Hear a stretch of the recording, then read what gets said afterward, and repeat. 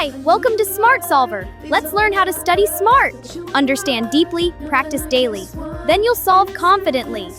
You can succeed anywhere. Welcome to this explainer. Today, we're going to dive right into the fascinating biology of how alcohol and smoking actually affect the human machine. I want you to think of your body as this massively busy delivery station, right? You've got oxygen and nutrients constantly being shipped around to keep you alive. But what happens when toxic molecules crash that perfectly tuned system? Well, let's break down the exact mechanics, step by step. Here's our roadmap for today. We'll start by understanding alcohol and ethanol, then move into the effects of short and long-term drinking. After that, we'll look inside tobacco smoke, see exactly how smoking damages our bodies, and finally, we'll discuss the harm it can cause to others. All right, let's jump straight into Section 1, Understanding Alcohol and Ethanol.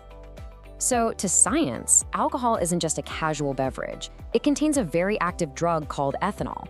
When you take a sip, that ethanol absorbs right into your bloodstream. And if your blood is like a massive delivery highway, ethanol is basically a rogue, high-speed messenger. It shoots straight up to your brain, where it immediately starts altering how your entire nervous system functions. Okay, quick mini quiz time for you. Does a depressant drug automatically make you feel depressed or sad? Well, no, not necessarily. In biology, a depressant is simply a drug that slows down your nervous system. It literally drops your brain's processing speed and dulls your physical reactions. This is exactly why a person's coordination and reaction times drop off a cliff after a few drinks.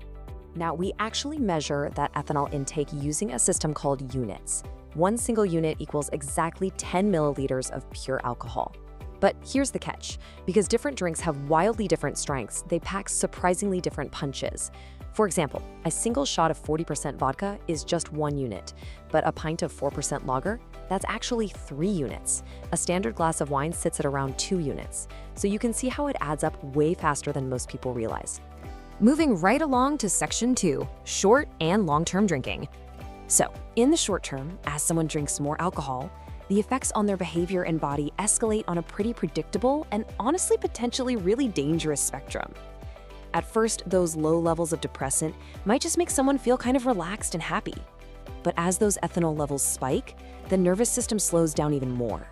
You start seeing slurred speech, then blurred vision. If a massive amount is consumed, the brain slows down so much that it just triggers unconsciousness.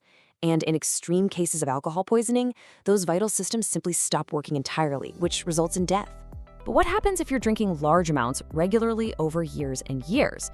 Well, your body is basically forced into overdrive, trying to clear out those toxins continuously.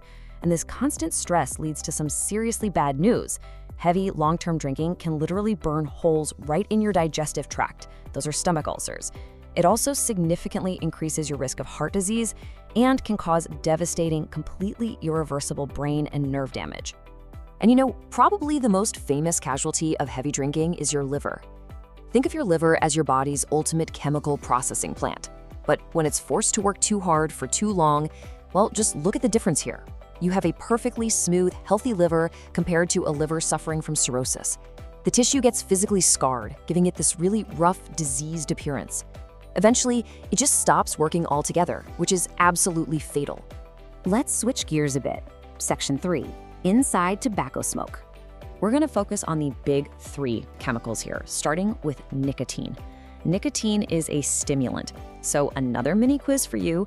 If alcohol is a depressant that slows you down, what does a stimulant do? Yep, it speeds you up. Nicotine artificially forces your heart to beat faster and actually narrows your blood vessels. It's the incredibly addictive hook that just keeps smokers coming back for more. Next up on the list is tar. When tobacco burns, it creates this thick, sticky, incredibly dark substance. When inhaled, imagine this stuff physically coating the super delicate inside lining of your lungs. Not only does it just completely gunk up the respiratory system, but tar is also packed with heavy carcinogens. These are chemicals we know for a fact cause cancer in human cells. And finally, we have carbon monoxide. This is a totally silent, extremely poisonous gas. Let's go back to that delivery station analogy for a second. Your red blood cells are your delivery trucks, right? They're meant to carry oxygen. Well, carbon monoxide literally hijacks those trucks. It binds to your blood cells much better than oxygen ever could, robbing your body of the vital oxygen every single organ needs to survive.